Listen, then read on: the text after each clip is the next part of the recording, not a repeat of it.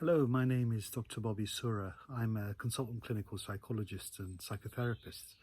This is my third video blog within the period of COVID-19. Thanks for joining me again. The world might feel a little bit more confined, a little bit tighter right now. There's less choice, there's less freedom, less places to go. Each day might seem as though it's blurring into the next, and there's no routine. And we find ourselves cooped up almost with people that we live with, perhaps our partner, perhaps our children, and it can all feel a little bit restricted, a little bit tight. And it's normal in these circumstances to feel a sense of relational claustrophobia. We want space, we want to get back to our usual routines, because in routines we experience a familiarity that brings a sense of ease. So if you are finding that you are unhappier, maybe falling out with one another, perhaps not being as patient with each other, accept that that's just one of the consequences of the coronavirus period and the fact that we are having to stay at home and we can't make all of the choices that we used to. One of the things that can help in these periods is to deliberately cultivate respect and appreciation for one another. What that means is really looking towards one another in the home and noticing the qualities that you see in the other person. Because what happens is when you behave in this way, it really transforms your own thinking and your own felt experience, and it invites something different from whoever you're appreciating too. It's a process that's been used within family therapy and marital therapy for many, many years now.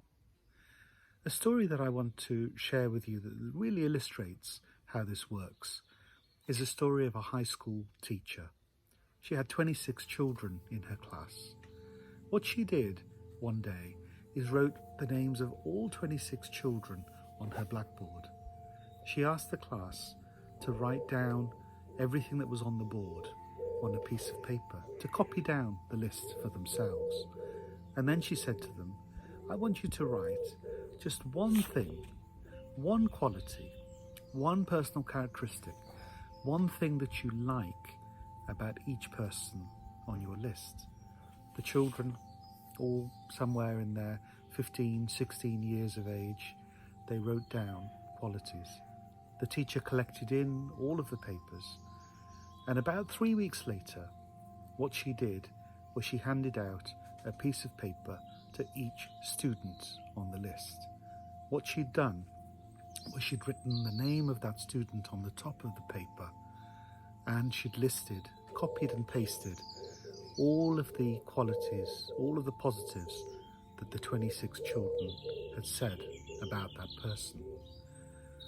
And you know, when the children looked at the list, they gasped, they smiled, they laughed, they enjoyed and had so much pleasure in reading the things that had been written about them. You see, they had never realized that people noticed so many qualities within them.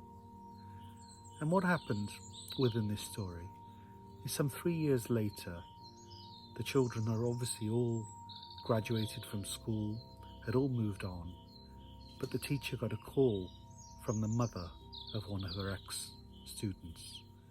Sadly, this student had joined the army and had died within the Gulf War. At the funeral, the mother of the deceased young man came to the teacher and handed her a piece of paper that had been folded and refolded many times.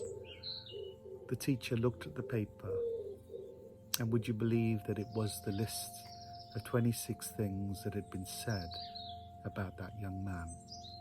The mother said this was one of the few things that the military had found in the pocket of her boy, Robert, when the military had retrieved his body. The teacher couldn't stop but cry. Tears welled out. She was wiping her cheek, and lo and behold, a second student who was at the funeral came over and pulled out of her purse another piece of paper that had been folded and refolded. The lady, now a young woman, said, "You know what? I keep this piece of paper with me wherever I go."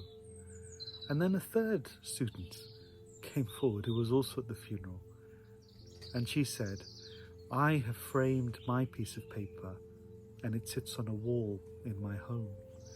And believe it or not, a fourth student who was there said that I used my piece of paper to form my wedding vows. The teacher was amazed and shocked that how appreciation, respect, looking at the qualities of another had transformed the very hearts of her students and pupils, and it had had an effect and impact that lasted years after the event. Because appreciative inquiry sends out ripples of joy. Appreciative inquiry, when we notice the goodness in other people, it always multiplies and creates a feeling of peace, of ease, of self-esteem. So in our homes, as I close for today, think about how you can offer that gift to the people around you, your children, your partner, and don't forget yourself. Notice each day something that you can sing about, something that you can be grateful for, thankful for within yourself. I wish you well, keep safe, keep well, and stay together even though we are apart. Thank you.